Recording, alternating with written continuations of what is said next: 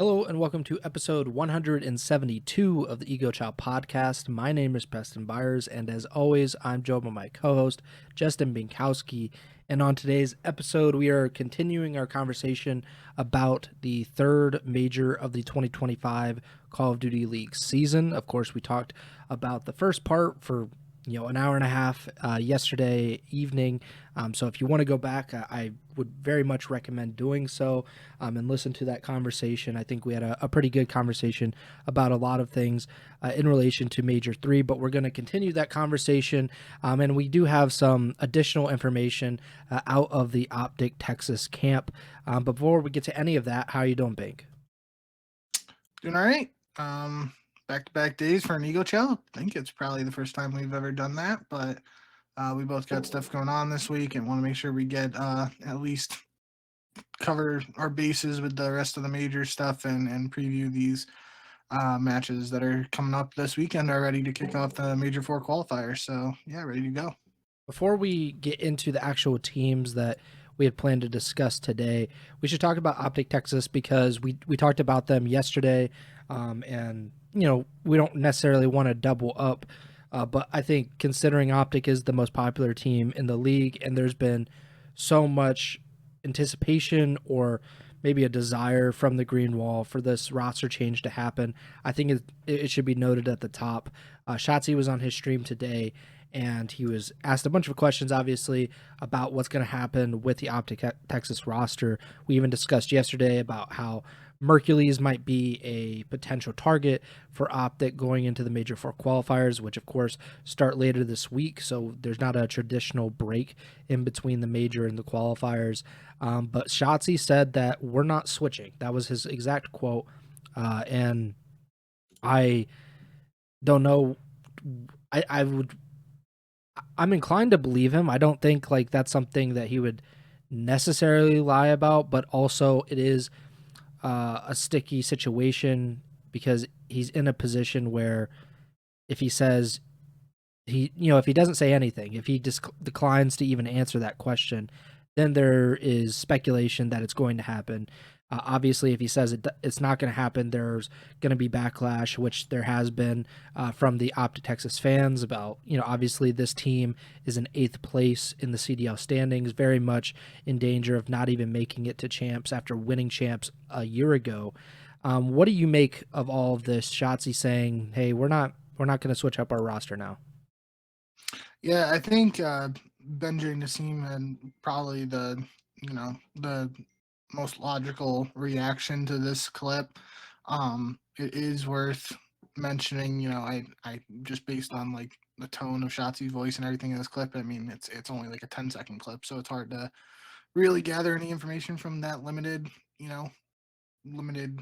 amount of time there that the clip is running, but it doesn't seem like he's joking. It seems like he's probably like, a little annoyed that his chat most likely right as he's going live for the first time after the tournament is probably flooded with questions and all that. And he's probably just like, just wants to address it, get it done and over with, move on.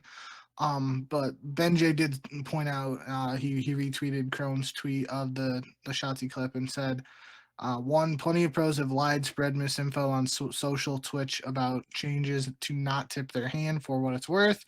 2, T8 in back-to-back events and sticking, if happening, is not going to be a popular decision. It's actually back-to-back events, top 8. Mm-hmm. And yeah, I think that's like, it wouldn't surprise me if something comes out over these next couple of days where OpTic does decide to make a change, because that's just been like the guessing game with OpTic this year, at least from my perspective, is I really thought they were going to stick even when they were struggling during the Major 2 qualifiers with the champs winning roster from last year. I was off on that. I didn't think even before that, I didn't think after Major 1 they were going to go back to Pred in favor of Hook when it looked like Hook was the best player on the team for that like little stint to start the year. So and obviously they did go back to Pred. So that I've been off in reading the OpTic roster situation for most of this year. So I think whatever I'm gonna say the opposite might very well happen, and that's what I'm feeling right now. That if Shotzzy says they are sticking, that I believe him. It felt like when the stuff came out about Kenny, like quote unquote stepping down and all that. They bring in Skies as like a vibes guy for the team. It felt like then that they were planning on using this roster for the rest of the year. Shotzi says here that they aren't making a change, so I'm inclined to believe him, but we will have to wait and see. Again, they play on Saturday, and said it yesterday. They don't technically have to make a change before that match on Saturday. They could make a mid qualifier change. I definitely disagree with that decision. I either think you make a change before these qualifiers or you just stick it out and ride it out with the current team. But yeah, we'll have to wait and see. I do think the whole, like you said at the top of the show, we went into details yesterday about Mercules and all that, and gave a bunch of possible angles to what his situation is. Is he going to stick with Toronto as a sub? Is he going to stick in Toronto's roster? And Bean's going to be moved to the bench just because of potential recurring visa issues if those can't be resolved, or is Mercury's going to get an offer from another team? Felt like one of those other teams that he could potentially get an offer from would be OpTic, because it felt like, just based on what we saw from Mercury's this past event, he could fill in for Skies on this team and play that little flex role and do a good job at it, because we saw him do pretty well this past weekend with in a dire situation where he had limited practice, if no practice at that. So yeah, I mean, obviously, if OpTic decides to stick, they're what's the saying? They're making their own bed or making their own grave, and they gotta lay in it, or whatever the saying is. Like that's gonna be their decision. They gotta deal with it if the rest of the way.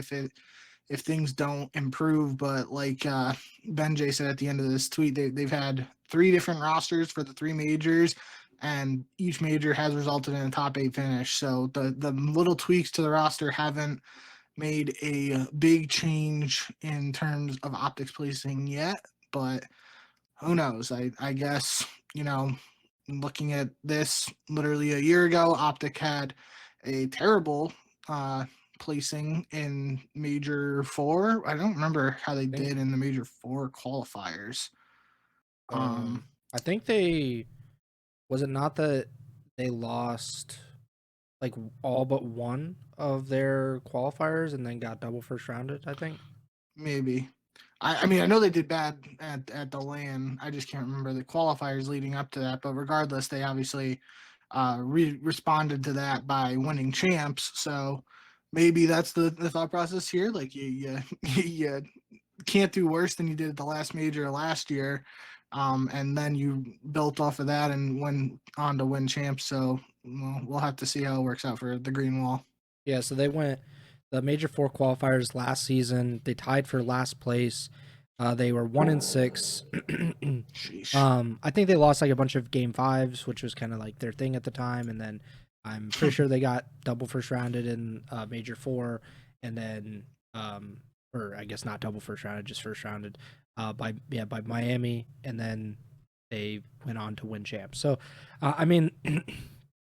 They probably can talk themselves into that, I guess, delude themselves that this is just, or, if we did it last year, we can do it this year. The difference is that you had Kenny last year, you had Pred last year. This team is not as talented as the one you had a year ago, and you haven't shown any kind of proof at all this season that this is a championship level roster other than the Major 1 qualifiers. That's the only time that this team has looked remotely competitive against the top teams. So I would just say, if they were to think that, and I don't necessarily think they are, I would just say that that's not the case. You guys are not anywhere close to where you were back in 2024. I think I made my case for why they should make the roster change yesterday. I'm not going to really repeat that, but I can understand the idea behind not making this change, especially when you already have the qualifiers coming up this weekend instead of next weekend. You think maybe you can get a little farther ahead with this current roster, just continuing to practice versus making this change and kind of starting from scratch or somewhere near scratch. But still, like, this team is really on the bubble, and this could be, this will be a make or break, right? Like, if they don't make this change and they don't make champs, I mean, Karma gets so much shit about it. Shotzzy, Dashy, those guys get it. Hex gets it. Maybe Scump even gets it. I don't know. Maybe get some residual hate. And Methods and Imbos, they all get the hate because OpTic did not make champs. And, they're blamed for whatever reason. But yeah, this is a really bad situation that they're in. And I was just looking at their qualifier schedule. They have a real good shot of starting 0-3 in these qualifiers. And you were talking about how they could theoretically make a mid-qualifier roster change. And I think if they do start 0-3, I could see that happening. Just the panic of, oh my God, like, especially if Minnesota wins like 2 of their first 3 matches, it really might come down to we need to just win 1 or 2 more matches this season, and we're not confident that this roster can do that. Obviously, that's a lot of ifs, ands, or buts, but certainly OpTic has not performed close enough to where you could have any sort of confidence that they could win even 2 matches. I don't think you can have a ton of confidence that they can win 2 of 5 qualifying matches. So they're in a really bad spot. I disagree with the decision if they're not going to make a change, but like Ben said, maybe it's just lying. Like, maybe Shotzzy just got on there and was just like, I'm just going to say we're not making a change, and then we'll announce it on Thursday or Friday afternoon, and then people can kind of do with that what they will.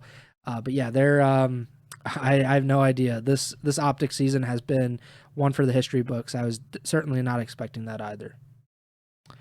The next thing we want to talk about, I guess it's not a topic, but I just thought it was interesting, and it was something that I pointed out to you right after we got off stream last night, was that Breaking Point had kind of created their own version of the triangle that you specifically mentioned yesterday on the podcast, and you were talking about how FaZe has been able to beat LAT, and LAT has beaten Vancouver, Vancouver has beaten Atlanta FaZe, and Breaking Point put a rock, paper, scissors graphic on their social media, and LAT is 5-0 against Vancouver. Vancouver's 3-2 against FaZe, and FaZe is 3-1 against LAT. And I think that is a very good illustration of where we're at this point in the season. We have 3 teams above the rest, and then I would say there's Toronto, and then probably Carolina. Like, I don't know if they would necessarily be grouped together. Yeah, and then Miami probably. But then it seems like a pretty big gap between that. But, it definitely, we have a definitive top 3, where in the past, like you've mentioned, we had a top 4 or sometimes even a top 5, like where we felt like even the 5th place team could get up there. And I guess this season, if Carolina could ever beat LAT, then we could talk ourselves into that kind of idea. But yeah, we have 3 top teams, and they're all able to kind of beat one another at certain points. And I think that's going to be an interesting way to finish this season. And yeah, so let's talk about FaZe, because that's probably the way to jump off this, unless you have anything else. I was just going to say, based on, like, as a general reminder, like, this isn't the biggest difference here is especially not even changing from last year to this year, where it's like a 4-team race to a 3-team race this year. But it's changed from the beginning of this season, because at the start of this season, it felt like it was the 3 teams were going to be FaZe, LAT, and OpTic. Yeah, sure. And it's just OpTic didn't live up to that regard yet, and obviously there have been a multitude of reasons as to why that has happened. But at this point, it is like, coming into the season, we thought it was going to be like a top 3 or a triangle, as we have here. It's just Vancouver has replaced OpTic, and I think that goes back to our conversation last night of the immediate impact Neptune has had since joining the Vancouver roster. And I think we went pretty in depth with that last night, so I'm not going to repeat it here. And if you guys want to hear us talk more about that, go back and listen to yesterday's episode 171. Well, that's kind of like just roster changes in general. Like some roster changes look kind of great on paper. Like bringing in Hook for OpTic was kind of a big win, obviously, because people are saying, "Oh, Hook's gonna be really good. He's like one of the top players in this game." And OpTic brings him in, and he does have an immediate impact. They're able to, I think, sweep the rest of their qualifying matches, and they did look. I think they were the number one seed going into Major One, Yep. and then it fell apart at Major One, and then they made another roster change, and then it spiraled out of control at that point. Where Vancouver, they made one roster change. They made a definitive change. They stuck to it, and it has worked out perfectly for them. And they had other options, of course, at that time. We were talking about how they might, even Hook was potentially an option because we didn't know what he was going to do, and obviously he waited out to go back to OpTic. But it all kind of worked out, and that's just kind of the funny thing about roster changes. They might not always look the best. Nobody thought that Neptune coming into this roster for Vancouver was going to be this game-changing change, but it turned out to be the best roster change in recent history. Like, I can't remember one that has had such a big impact like this, taking a bottom-tier team to a top-3 team within a few weeks, because they were already beating FaZe and kind of competing with LAT. So I can't remember a time that's really happened. But yeah, roster changes are funny. Yeah, and the only thing, we can move on after this, but I will just, this is a good thing because we didn't talk about it. Last episode is the other option. We, at that time when Vancouver decided it was going to move on from Hixie, the initial report was Neptune and Afro. Then the Hook stuff with Pred coming back in came after that. But just want to take this opportunity to shout out Afro because he was on that Team Notorious squad that just won the Challengers component of Major 3. I'm trying to get the rest of the squad. I know Eric Boom was on the team too. I believe Rafi was on the team. Yeah, Rafi, and I can't remember the fourth, but I can't find the Challengers section for. Here it is.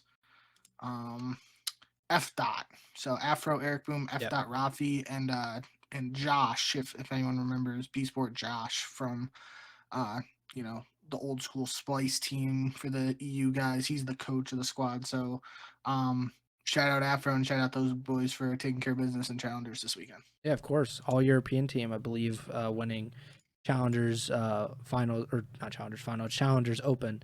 And I believe there's one Challengers Open left, and then we go to Challengers Finals, which is coinciding with Champs, if I'm not mistaken. But I did want to talk about FaZe because that was the team that, the most notable team that we did not get to discuss yesterday on the pod. But obviously, this is a big story. The fact that they had, a very disappointing result at Major 3. They had won Major 1. They had won Major 2. Previously, they had won EWC at the very end of not last CDL season, but after last CDL season. So, they had won the 3 biggest events in a row, and they were looking to win 4 in a row, win the 3rd straight major, which certainly had never happened in CDL history. And they just did not have it this weekend. This is... I can't say it's like, a horrendous performance, because it is losing to Vancouver in the first round, which Vancouver, of course, goes to the grand finals. They go to game 5 with LAT in the winter finals. And we've talked about it. They're one of the top 3 teams in the league. So it's, really there's no shame, I guess, in that. It was surprising, or more surprising, that they ended up losing to the Miami Heretics, which was, obviously this is Miami's home major, technically, I think. It was technically their home major, and they've looked really good since bringing in Super. Certainly a much improved team, and a team that has caused kind of a bit of havoc, to be honest. In these qualifiers, they were tied for the number 1 seed in the qualifiers. That being said, I still think FaZe should beat the Miami Heretics, even with how good that team has been recently. And to do it in, I believe it was losers semis, or no, losers quarterfinals. And, it's a bad performance from FaZe. I don't know if there's anything to really kind of say about like the individual performances. I don't know what you noticed from FaZe, but how do you kind of view Atlanta FaZe's showing at Major 3 now that we're a day removed from Championship Sunday? So I will say the one thing that I think, might be surprising to some people who um aren't, like following every single match or anything like that is like, Miami did beat Atlanta in the qualifiers before this tournament. Mm. And we talked about Atlanta struggling in hard points in these qualifiers. Atlanta won vault hard point 250 to 218 and then lost maps 2, 3, and 4 to Miami in the qualifiers. So Atlanta beat them on vault, and in this matchup at Major 3 itself on land, Miami won vault hardpoint map 250 to 115. And we did an exclusive dive, or not exclusive, but a deep dive into the Abizi stats in hardpoint during the Major 3 qualifiers that the CDL broadcast posted. That beat down by Miami in map 1 on vault. Everyone on Miami was positive, everyone on Atlanta was negative. So it wasn't a case of just like, Abizi struggling a little bit and that leading to some hard point woes. Like they got outslayed and they got dominated. And then the second hard point was Hacienda hard point. They lose at 250 to 160, and they didn't play that the other matchup in the qualifiers. But Karma on the Scump watch party was saying that he doesn't think FaZe are like that good of a Hacienda team. And he said, I believe FaZe beat OpTic on Hacienda when they played. I'm scrolling down to find it now. No, OpTic beat Atlanta on Hacienda. So I don't remember what I think maybe it was another time they matched up. I don't know. But basically Karma was like alluding to like, so in that Miami match, he was like, I think if it gets to map 4, Miami's going to win it because I just don't think Atlanta are that good at Hacienda hardpoint. And one thing he was pointing out on that map, and I felt like if he was willing to say this on the watch party, that this has to be something that other uh, teams, or I guess maybe not everybody would know it, but I feel like if he was like willing to say this, then it's not that big of a deal because like if it's something he just noticed and wanted to share with OpTic to give them a better chance or a leg up against FaZe going forward, like he would have just internalized it. But one thing he mentioned, the garage hill on Hacienda, he was saying that like he feels like FaZe are one of the teams that don't like to wrap around the back of that, and they like to just keep hitting the front or the side door. And he was like, teams like Atlanta, LAT, and Vancouver, they do like to, challenge the back and wrap all the way around. And Karma was pointing that out during the watch party, and I was kind of surprised he was like saying that. So that made me think like, okay, if he's seeing this in the match and he's willing to share it to everybody watching the Scump watch party, then it's not like breaking news or anything like that, or some super big secret. But if it's something other teams are doing and FaZe aren't doing it, maybe that's like carries over to other maps, and there are other tendencies that FaZe could change or improve upon that could help them going forward towards the end of the season here. So I thought that was interesting. But um, yeah, and end of the day, definitely a disappointing performance from Atlanta, all things considered, because just like you said yesterday, like when you got 2 first places and you don't get first place the third time, anything besides first is obviously worse than what you did earlier this year. But just the way it happened, really, for Atlanta, like losing to 2 of the teams that make it to Championship Sunday, like it's not like they got double first rounded or something like that. Like they were able to pick up 2-3-0 wins over Cloud9 and OpTic before losing to Miami. So I did think that that's another thing I noticed too, is like technically FaZe and Boston have the same placing, but because Boston won in the winners bracket, FaZe played one more series, and Boston's map count at this event would be 5 and 6, whereas Atlanta's would be, well, they won 6 maps just in the 2-3-0s. So that's 6-0, 7, 3, 9, 6. Yeah, so they got a better map count, played more series, but had the same placing as Boston, which is just, that's the way the cookie crumbles when one team loses first round and the other doesn't. But yeah, I do think, we still have to keep an eye on FaZe's hard point against some of these strong teams. I did think in the first the winners bracket matchup against Vancouver, it definitely started out the opposite of how I expected. I was expecting Vancouver to take map 1 and then FaZe to take the search. I think that's kind of like, I extensively went over that in our preview show. I was like, if maybe Atlanta can take the hard point to start the series, then maybe they have a leg up in the series. But if Vancouver can take the search, maybe they have a leg up in the series. And then both of those happen, and I'm just sitting here like, well, okay, I guess I thought it was going to be 1-1 after the 2 maps, and we got here. It's just a different way of happening. But then, once they play Hacienda again against Vancouver in that series, and they lost at 250 to 133. So I don't know. Maybe if Hacienda is going to be an issue for Atlanta, they played it against Cloud9. They won 250 to 164. Oh, it must be here. Yeah, they played it against OpTic and they won 250 to 161. So they lost it. Hacienda hardpoint in the qualifiers, or OpTic beat FaZe 250 to 143. Map 1, Hacienda hardpoint in the qualifiers, but then FaZe beat them 250 161. On Hacienda hardpoint at the major. So that is interesting because that means Atlanta played Hacienda in every series.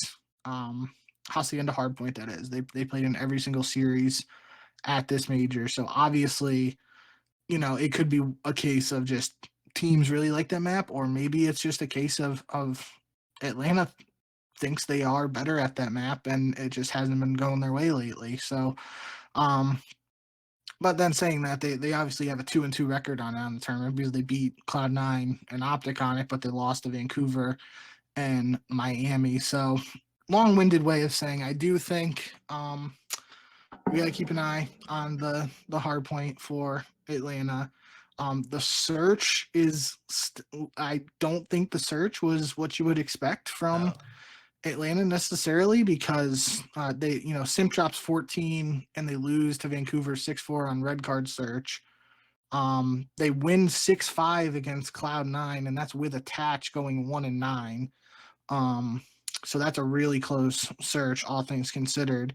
Atlanta wins 6-5 red card search against OpTic, and then the Miami series, there was another 6-5 where Atlanta was down 2-5 and they made the comeback to win map 2, and they lost dealership S&D in game 5 to Miami 6-4. So those are a lot of very close searches, whether Atlanta is losing or winning them. And obviously, we know when Atlanta is firing in all cylinders, they are a dominant search and destroy team that can 6-0, 6-1 teams. So not any like major red flags for me from the Atlanta camp. I do think it's just I feel like there have been times during seasons over the past couple of years where Atlanta goes through these little bumps in the road, for lack of a better term, and that's where this is the hurdle they're facing right now. And it feels like every year they find a way that they hit the drawing board, go back to square one, whatever saying you want to say, and they figure it out and find a way to get back to competing for championships. And that's what I expect this team to do. I do think that they got a tough set of matches this week that is going to test them immediately. And that could be concerning because, like, let's say they lose both of these qualifiers, they the community and people are going to be saying, like, what's wrong with FaZe? And this is that they're going to be very doom and gloom. And it's like, well, if you're still losing to the top teams, like, it is what it is. They just got to figure out a way to flip the script in in that regard. But I do expect FaZe to, they're just too talented. They got too much brain power on the coaching staff and everyone in the sports squad around them. They're gonna figure it out. I believe they will. It's just it's just gonna be a matter of what they actually have to do to, um, become that team that we saw lift 2 trophies already this year. My biggest issue with them at this tournament was that search, because I think we talked about it a few episodes ago. The fact that FaZe coming into this event had a 90% plus win percentage in Search and Destroy on LAN. I think they were like 9-2 or something like that in Search. And so, like, obviously they did not perform up to standard. Not to say like they're always going to keep up a 90% win percentage, but this weekend they went 3-2 in Search. Obviously, like you said, they lost that first Search in the series against Vancouver, the only Search against Vancouver, and then they lost another one as well. And I just think like losing the game 5 and stuff, like it's just, I don't know if it's just a lull, like you were saying, like if FaZe just has these moments where they don't kind of, not that they don't show up, but they're not like the same team that they were. But I was just kind of like looking at maybe some of the disparities between online and on LAN, and I thought it was interesting because for FaZe at least, their hard point is worse on LAN. And you can say, well, they play better teams, and I think that's a good point. But at the same token, LAT's hard point win percentage improves when they get to LAN, and they're playing some of the same teams that Atlanta plays. Toronto also improves in hard point when they get to LAN. So really, I do think that there is kind of a drop off in that particular game mode for FaZe, and that can come back to bite them, obviously, if they're playing LAT, who now has a 71% win percentage in hardpoint this season when they get to LAN. So like that's going to be really hard to overcome. Of course, Vancouver is a very good hardpoint team as well. They win about 60% online, and I'm sure that's way higher if we're just including the Neptune numbers, and they're about 59% when they get to LAN. Which ranks third among teams. But like the S&D is still crazy, even with the drop off this weekend. And quietly, FaZe is the the second best control team when it gets to LAN as well. They win 77% of their controls, where LAT wins 80%. So I think that's really just kind of the interesting point is they pretty much have an edge when it gets to LAN everywhere except Search. Search right now, LAT is in third at 56%. Atlanta FaZe is by and far away at first place, 82% S&D win percentage. But if they lose these hard points, which was something we talked about in the online matches, they would lose game 1 and then have to fight back. If you do that consistently against these top teams, it's going to really hurt you. Of course, it didn't happen in Vancouver because they did the opposite. They started out really well and then faded. And against Miami, like you can't lose your game 5s and stuff. So I just think it's a weird situation for FaZe to be in because of the way that they've looked on LAN to this point. But they're still, I think, probably the second best team. Like I think you could argue Vancouver is better than them.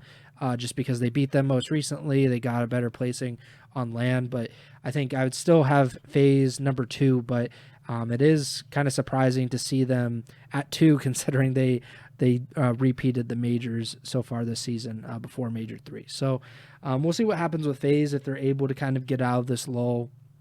I think their qualifying matches, it doesn't get easy. Like it doesn't start easy, I guess.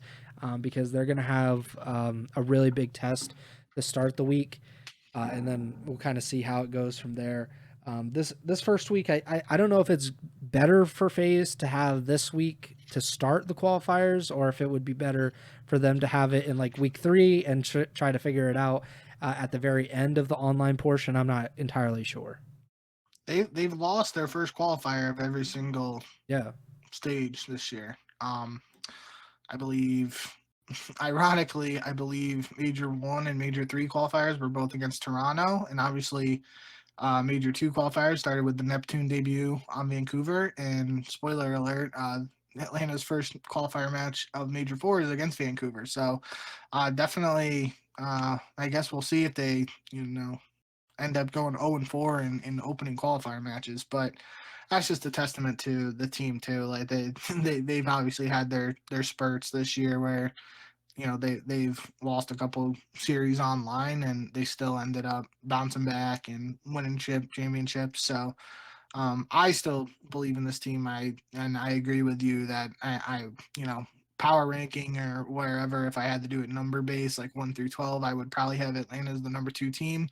If you wanted to make the argument that Vancouver would be number 2 just because Vancouver's been beating FaZe, I wouldn't hold that against you. Or I wouldn't like have a super bad reaction to that or anything. But in that case, then I feel like you still put Atlanta at worst in 3rd. So that's a testament to how good the team still is despite recent struggles. Yeah. Are there any other teams that you wanted to talk about specifically, or is there a team next that you want to talk about? I just want to talk about Miami. I guess we can kind of loop it in because we're just talking about them playing against Atlanta. So just in general, Miami had a pretty good tournament, all things considered. Heading into this event, we were really excited for the first round matchup of Miami versus Toronto because Toronto had beat Miami in the qualifiers, and Metals said in like a post-match interview he wanted a rematch, but then obviously the Bean situation happens. We both picked Toronto to win that match. Then the Beans news comes and stuff, and we switch our pick'em to Miami because obviously we didn't know what was gonna happen with Mercules and all that at the time. But so Miami does beat Toronto in that first matchup, and everyone's probably thinking like, yeah, that makes sense. They beat the team that's got a sub coming in, yada yada. They go on to play Thieves in winners bracket round 2. They get 3-0 swept. And then they drop down the loser bracket. They beat FaZe, but then they have that rematch against Toronto, and Toronto beats them this time. And this is a Toronto team that they just, they won 3 matches before that, beating LEG, Minnesota, and Boston. And they started to play more with Mercules. And I mean, I'm not even looking at the stats for that first series between Miami and Ultra, but I wouldn't be surprised if they just, statistically had better numbers in that rematch later on in the tournament than literally the first match playing with an emergency sub for the very first time, or if it wasn't actually the first time of them loading into a map together, it was like one of the first times, and at most they had like a couple scrim reps or warm-up reps, whatever. So end of the day, it is another top 4 placing for Miami this year, which I think if you told anybody coming into this year that Miami was going to have multiple championship Sunday appearances, they probably wouldn't have believed you. Maybe you would have had some believers, but 3rd at Major 1, 4th at Major 3 now.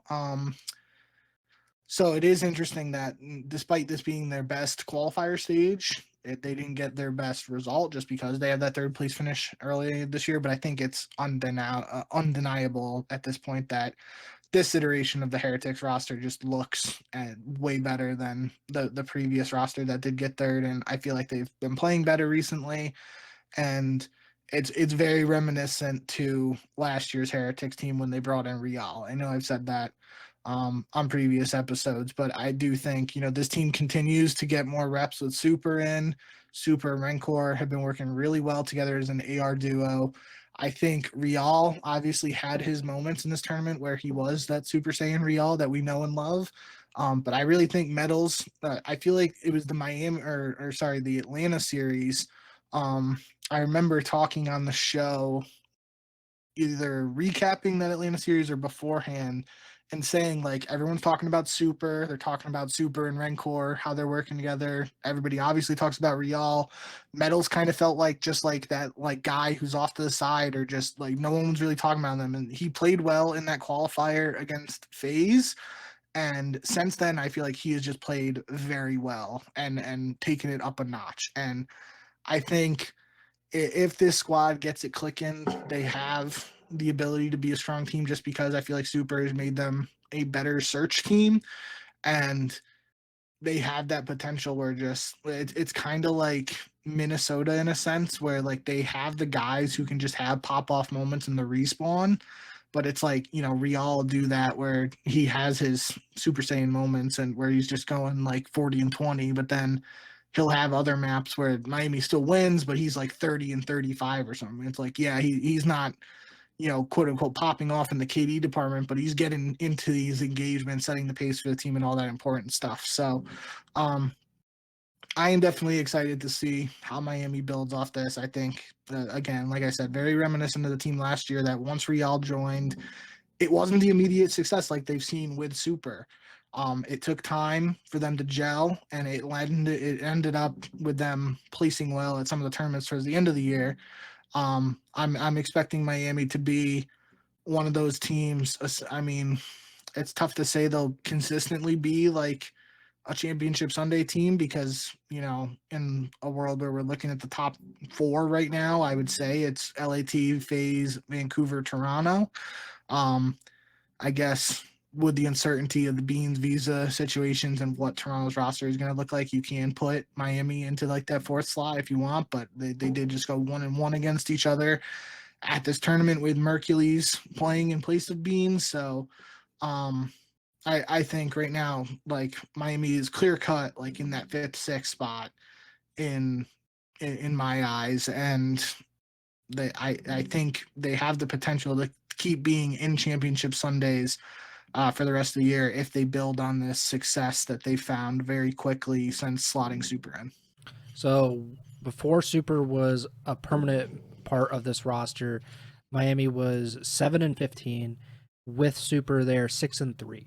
So they've almost matched that entire season win total just in a month and a half or so.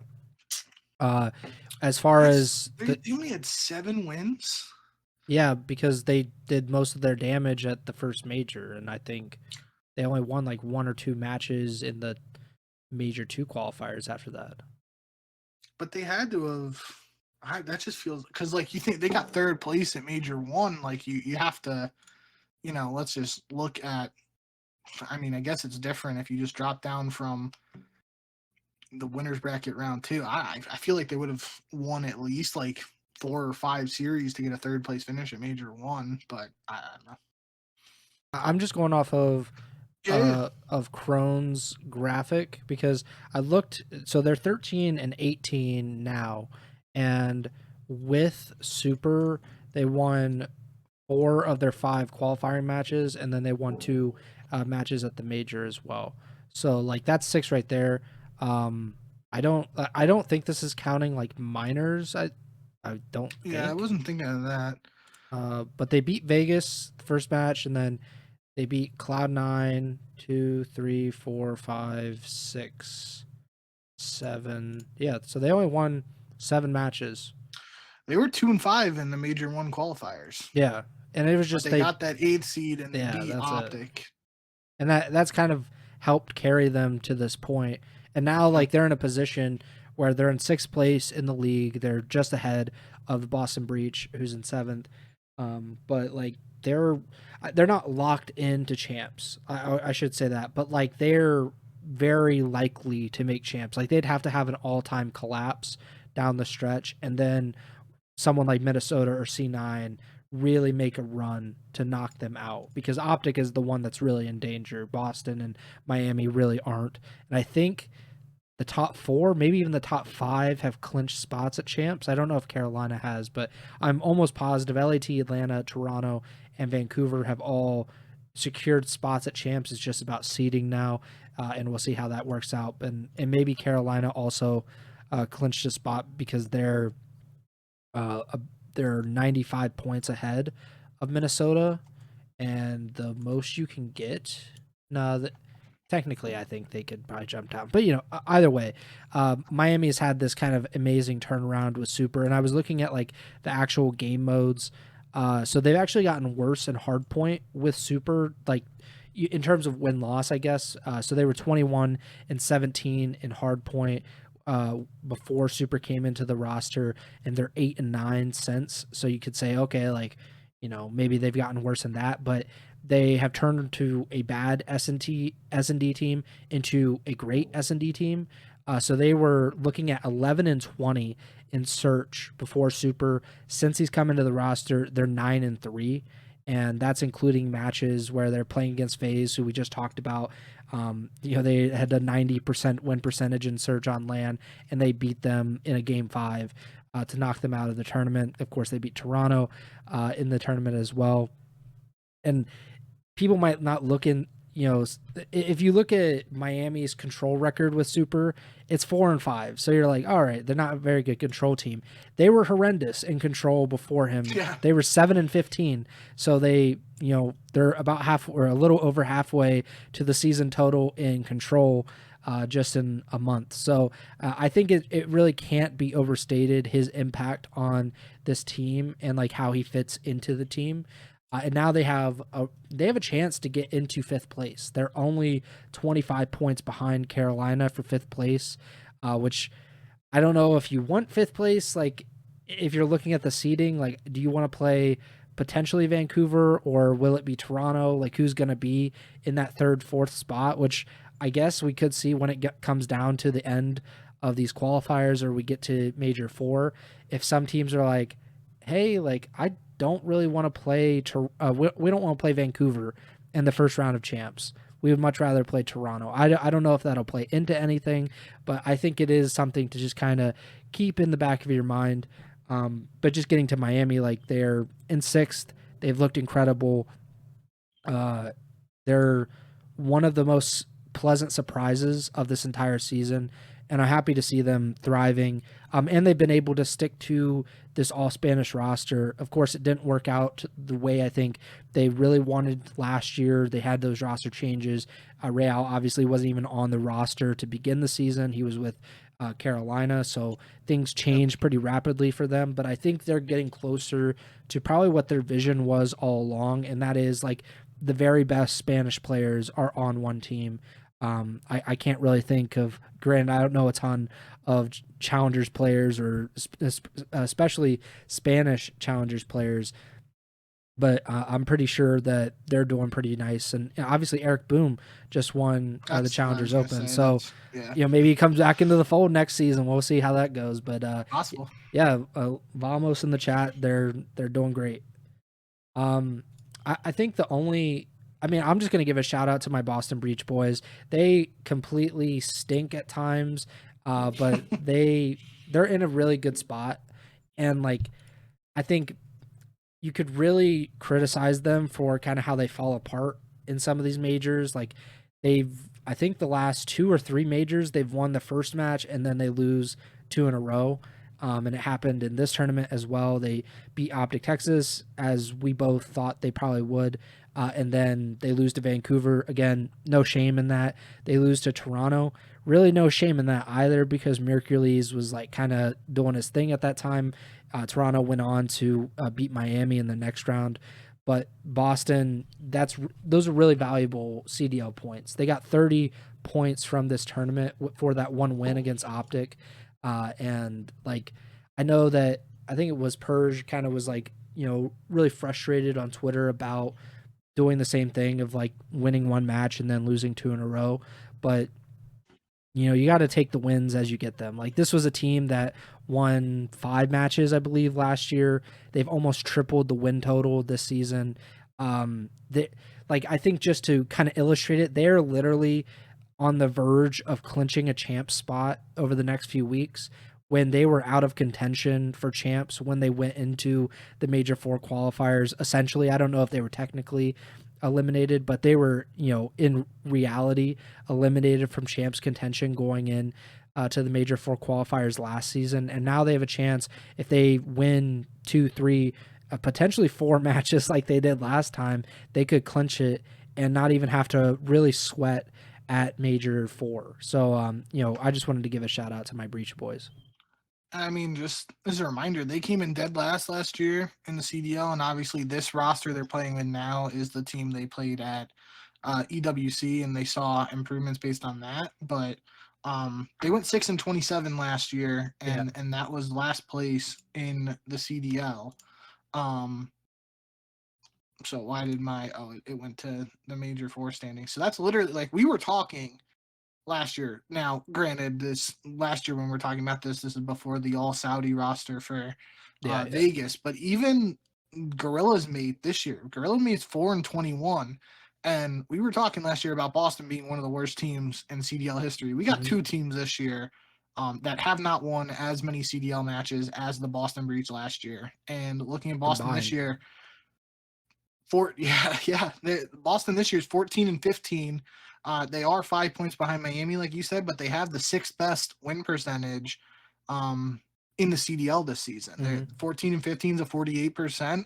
OpTic in 8th is 15-17, which is only a 46.8%. So obviously it's only a couple percentage points there better than OpTic, but still I think that illustrates just the improvement that this team has made for Boston. And you can argue about whether Boston didn't make roster moves as a result of like financial situation for the organization and whatnot. But at the end of the day, you got to give credit to them for sticking with this roster and seeing improved results, just because there were multiple times this season where even we were saying on the podcast, like they could logically make a move if the organization was willing to.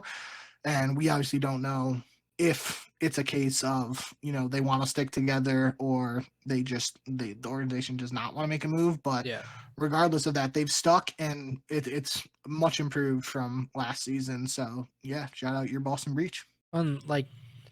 I just have to say, because of course they had a really disappointing first major.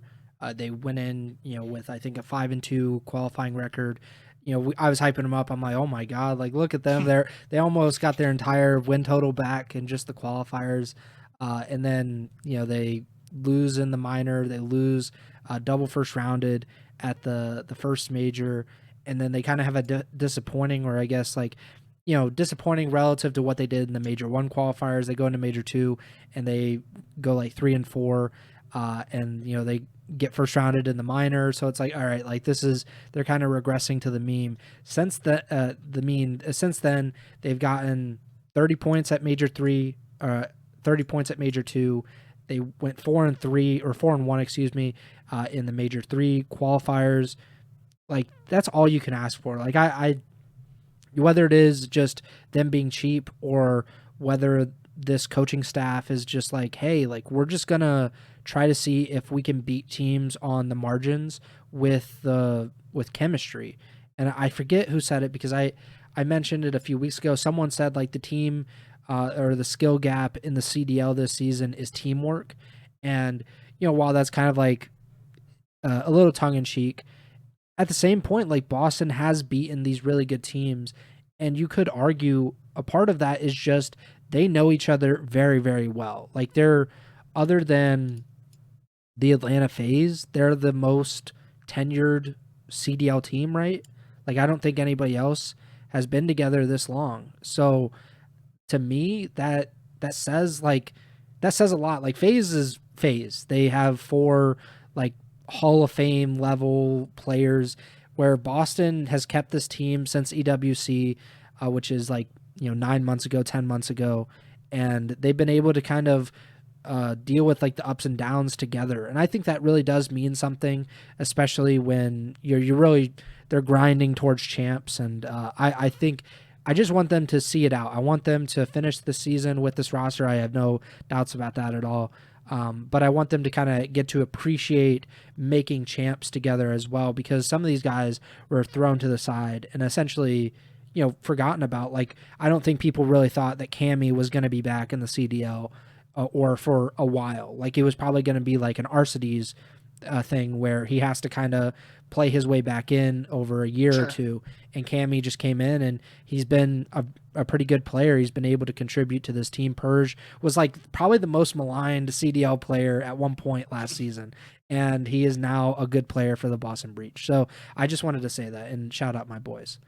Any other teams? I think we should just mention C9, just the complete like dumpster fire right now. Like they're probably if OpTic did not exist, because OpTic is kind of in its own realm, but if they did not exist, C9 would probably be the most disappointing team in my opinion of this season, because they're right now in 10th place.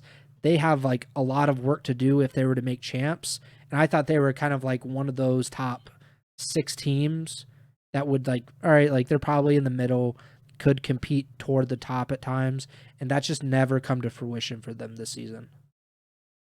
I think, if you ask me based on the start of the season, I do think most disappointing team this year, if you ask most people, it's probably OpTic, just because Yeah, of the expectations for the green wall always. But I do think I would probably say Guerrillas M8, Yeah, just because heading into this season they had that, the reunion of the 2023 NYSL champs winning team, and that just obviously did not work. And then they've brought in some guys that were named as people that people in the community wanted to see. Johnny, Fellow, and Lunars back in the CDL. They were playing well in challengers, and they brought them in, and it still hasn't been great for LAG mates. So I think I would have to say they've been a little more disappointing than Cloud9, but definitely Cloud9 is one of the more disappointing stories of this year. I do think they have to, there is somewhat of a grain of salt when saying that, because like we've said, I don't remember what episode, but it wasn't too long ago, we were saying like Cloud9 enters the CDL thinking it's going to have this, this NYSL team and thinking they're going to have Hydra. And it went from, in the offseason, for people who might not remember, Sib was initially a restricted free agent, and it was going to be like Hydra, Skies, Kismet, and then looking for one. And then everything else happens the way it happens, and it goes from Sib being a restricted free agent to Cloud9 building around Sib. And I think Sib's a great player. He's one of the straightest shooters in the league. He absolutely fries. But this season, when you think you have Hydra, and then you go from not having Hydra, that has to factor into how big of a disappointment or not a disappointment the team actually was. Yeah, that's a good point. And they've just like, it's just surprising to see them like not even in the OpTic position where they are kind of like the leader in the clubhouse. Like they have to really screw up down the stretch to not make champs. Now it's like C9 is 40 points behind OpTic, and they're, that means that they're going to have to really turn it on if they have any shot in the qualifiers in Major 4, which is obviously not the position that they want to be in, considering they've really been super inconsistent with the online matches. I think they've won, they I think got top 8 at Major 1, top 6, if I'm not mistaken, at Major 2, and then they get top 12 here at Major 3. And it's just like, oh man, like this is a pretty talented roster, all things considered, a lot of name value, but there's just like so little, there's so few results, I guess, for C9 this season. But what you were saying about LAG is entirely correct. They are having one of the worst seasons in CDL history, and it's sneaking under the radar, kind of like because Vegas is so bad this season that like everybody's just kind of focusing on like, wow, the Falcons have literally 1 win this season. It's like, yeah, LAG has 4. Like they have fewer wins so far this year than Boston did last year, and we spent the entire season talking about how Snoopy needs to go to challengers.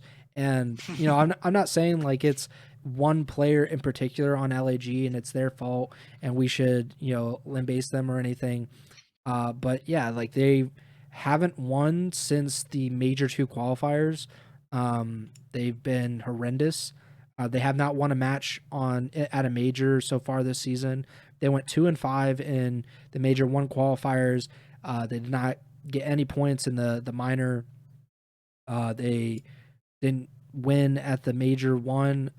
They went 1-6 in the Major 2 qualifiers. Didn't get any points at Major 2, and then obviously they went completely winless in these Major 3 qualifiers and winless at Major 3. Like that's horrendous. Like I don't know what else to say.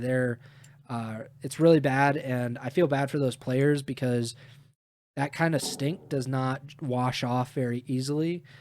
Because Boston, obviously they kept Snoopy around, but I think he's kind of a unique example, and I don't know.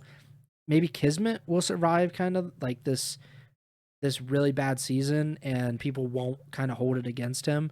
But I do think there will be some kind of reputation that gets latched to the players that are on this team, unfortunately. I want to go through it live real quick just because, we're talking about it like in comparison, looking at the standings. Mm-hmm. So LAG mates right now 4-21, Vegas Falcons 1-23. That's 11th and 12th in the standings.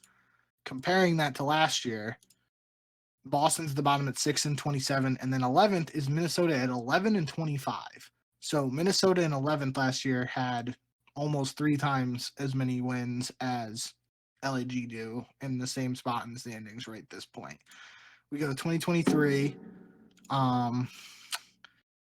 LAG mates finish or LAG, not mates at that time, finish in 11th at 9-25. London came in last at 7-24.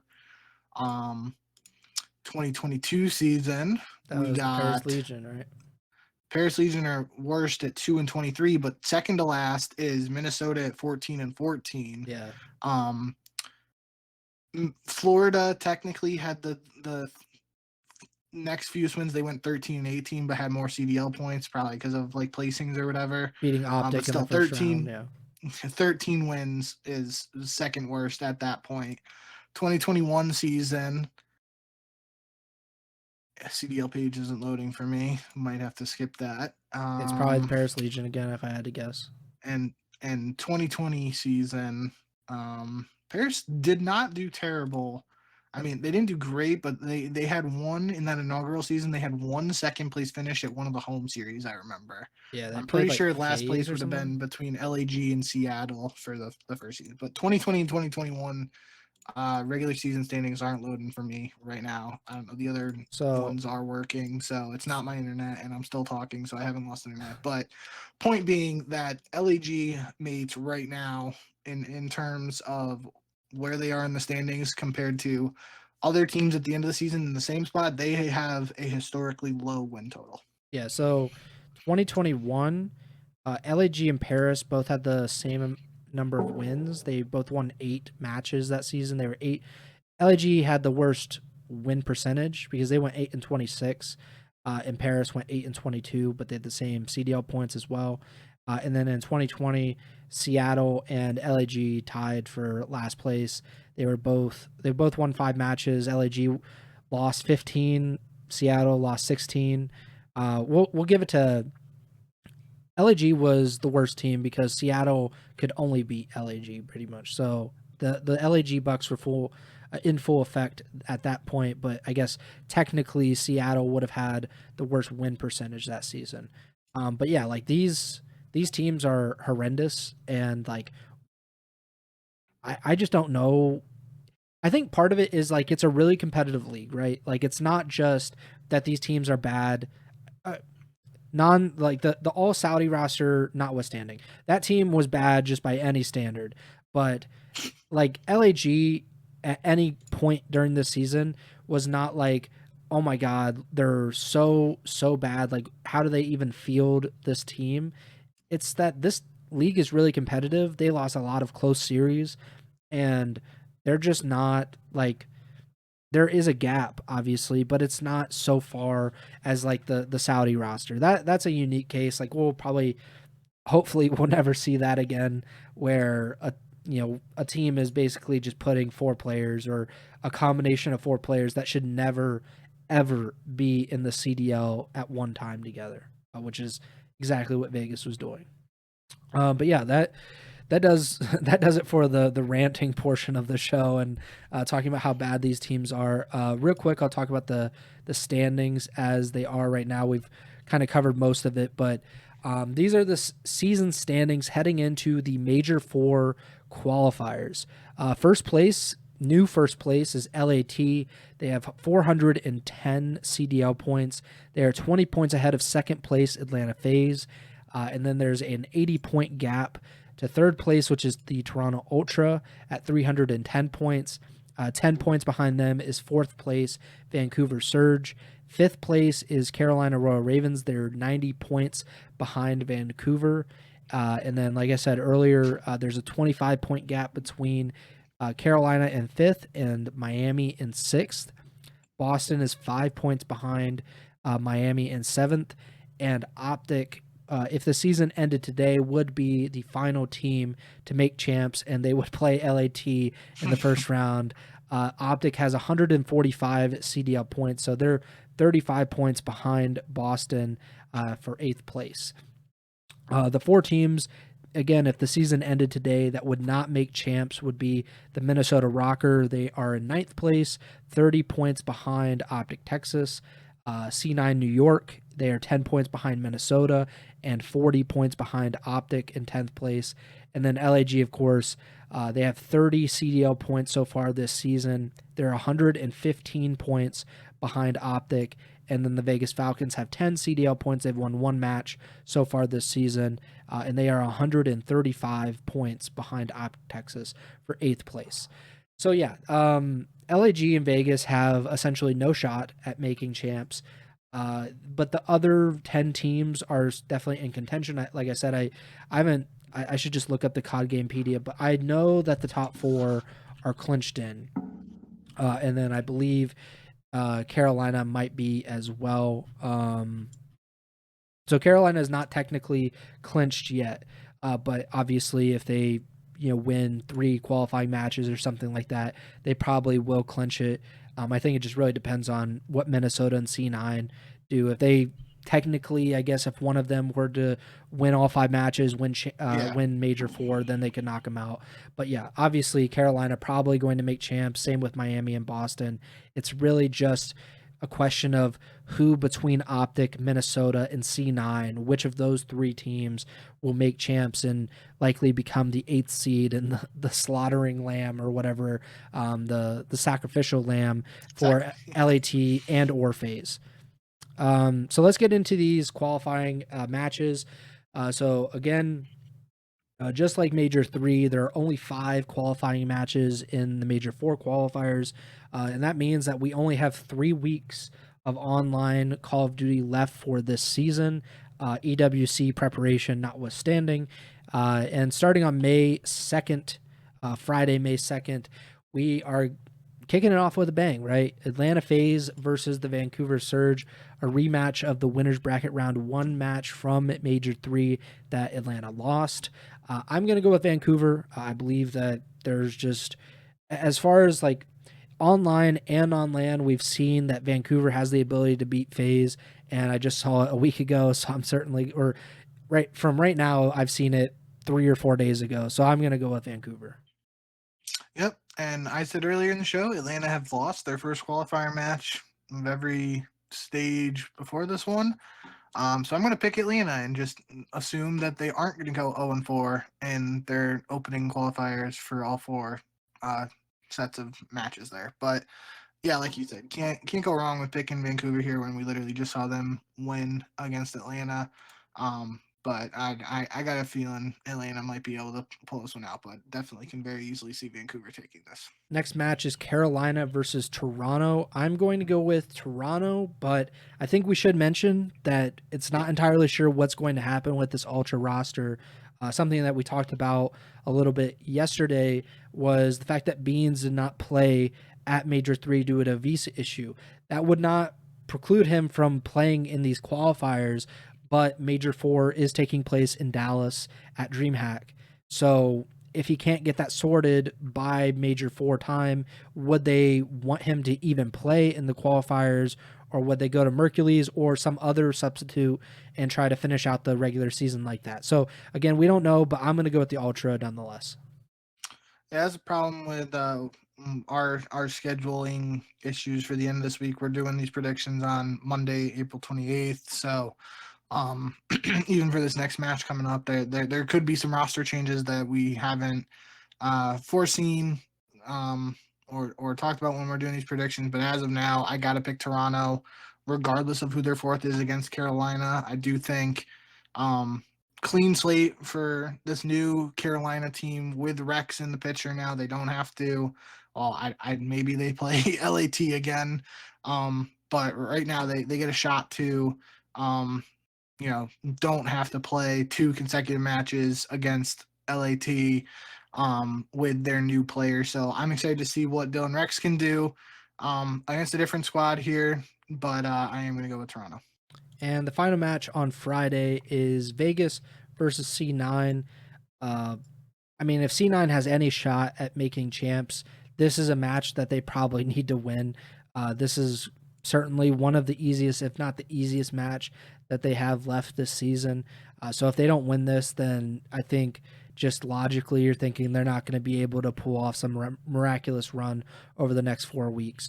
I'm going to go with C9. Obviously, Vegas has only beaten one team once, and C9 is not that team. So I'll go with Cloud9.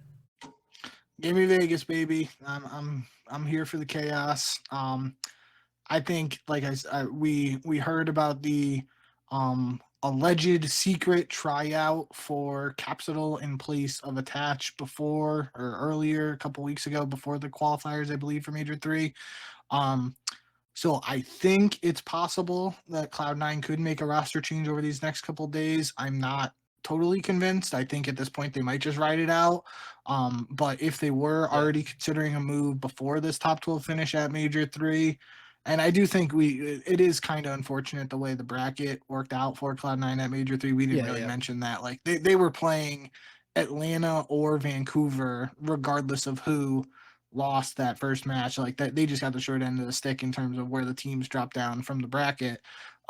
They still lost, but yeah, I think I don't know for sure what Cloud9's roster is going to look like for this match. I could very easily see them making a change. I could also see them sticking it out.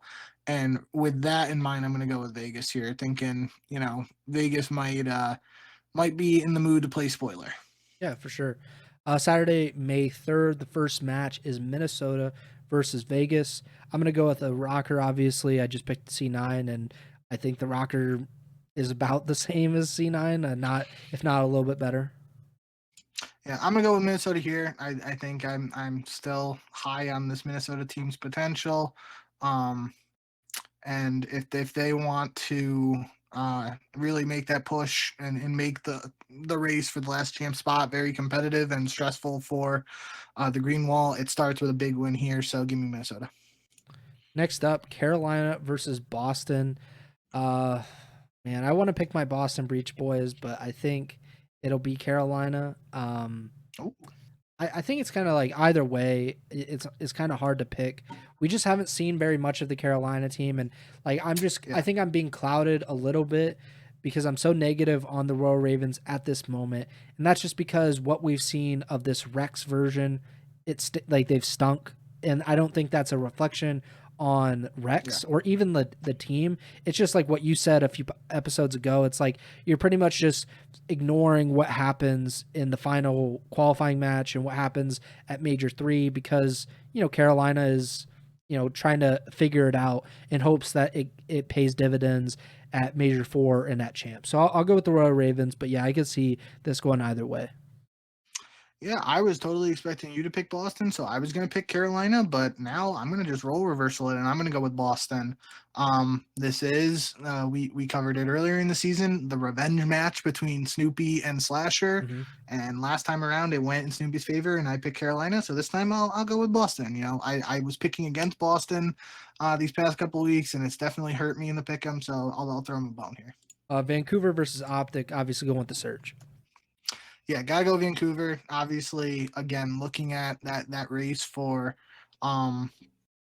the last spot for champs on this Saturday. We got Minnesota versus Vegas and Vancouver versus OpTic. If those matches go the way we think they could go there, then that difference between OpTic and Minnesota drops to only 20 points. So these are big matches. It's a tough first match for Vancouver, or sorry, it's a tough draw for OpTic having to play Vancouver in their first match of these qualifiers. But yeah, at this point, got to go with Vancouver.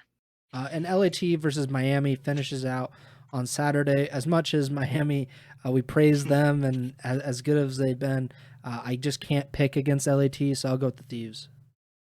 LAT 3-0'd Miami in the winners bracket of this past major just a couple days ago, so gotta go LAT here. Sunday, May 4th, Miami plays the other LA team. I'm more comfortable picking the Heretics here, so I will go with the Heretics over LAG. Yep, same. C9 versus Toronto, gonna go with Toronto. Me too. And Atlanta versus LAT to finish out the weekend. So Atlanta starts the weekend with Vancouver. They end the weekend with LAT. Unfortunately, I think this might be another moment where Atlanta begins the qualifiers with consecutive losses. I think they probably will start 0-2 if I have to guess. Wow. And I will go with LAT. I'm going with LAT too here, but that's part of the reason why I am picking Atlanta in the first match against Vancouver. Although Vancouver has had their number, I find it really it's again two very tough matches for Atlanta, literally against the other two top teams in the league.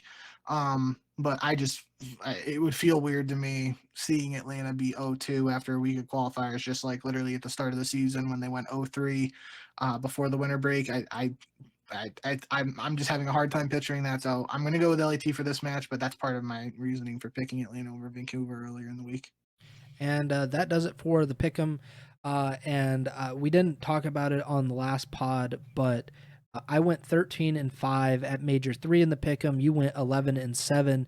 Before the major, we were tied, so that gives me a 2-match advantage now. I'm 125-65 on the season, and you are 123-67 on the season. I don't know what the win percentage is on that, but it's pretty good. We've done relatively well over the past few weeks. We will. You have. Yeah, well, yeah, I did go like 10-0 one week, which certainly helped me. And you've been picking against Boston and somebody else, I think, that has really helped my cause. I was picking a lot of Minnesota to win and Boston to lose, and that was a bad combination lately. Yeah, especially since Boston went 4-1 in the qualifiers and Minnesota started in the losers bracket. So that does it for this week's show. This week's doubleheader, basically. We will be back sometime next week. Like I said on yesterday's pod, Bink is going out of town this week. I'm going out of town this weekend. So we won't have a traditional show on Sunday evening like we've been doing mostly. But we'll still be back sometime next week to talk about week 1 of the Major 4 qualifiers. If we get any roster change news, if Snoopy was lying, maybe we'll get some confirmation on that. Snoopy. Not Snoopy. Snoopy has never lied. He's been a good angel serving my Boston breach over the last 2 years. If Shotzzy is lying, then we will be able to get some confirmation on that. But yeah, please follow, subscribe the podcast feed. And that's probably the best way to keep up with it is if you follow the podcast feed wherever you're listening on, or if you're on YouTube or on Twitch. If you subscribe, follow, whatever, that will certainly help you find out when our next show is. It'll be sometime next week, but the day, the time, the place, I don't even know if that is confirmed yet. But we will be back to talk about week 1 next week. In the meantime, you can follow us on Twitter at jbink with 2Ks, at Pres Byers, and the podcast Twitter at Ego Chall Podcast. Subscribe to that YouTube channel.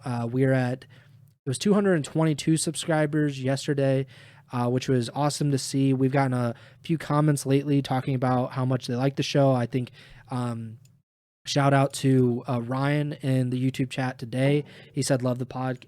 Keep doing y'all thing. So we really appreciate you, Ryan. We appreciate everybody like you who's made some really nice comments about how much you guys like the pod over this season, and we just want you to continue to enjoy it. So if you have any feedback, any constructive criticism, please let us know, and we can kind of include that in the pod. You can also follow Bink on Twitch, right? Twitch.tv/jbink with 2Ks. And yeah, we'll be back next week. Until then, Bink, take it away. Yep. Thank you guys for all the support. Shout out Ryan. Like Preston said, I usually like to do that at the end here. You stole my bit, but regardless, we both greatly appreciate all the support everyone's been showing lately. And yeah, a little bit of a funky schedule from us right now with the back-to-back episodes and on uncertainty around when we'll be live again. But we will be live again some point within the next week to cover these matches. And yeah, like we just said, 3 more weeks of online Call of Duty, then it's Major 4 champs and EWC, and the 2025 season is over. So we're going to be here to cover it. Hopefully you guys are enjoying the season so far, and the best action and the most high stakes games of the season are still to come. So looking forward to covering all that stuff for you guys, and we'll see you again whenever we go live again. So thank you guys as always, and remember to send the chow.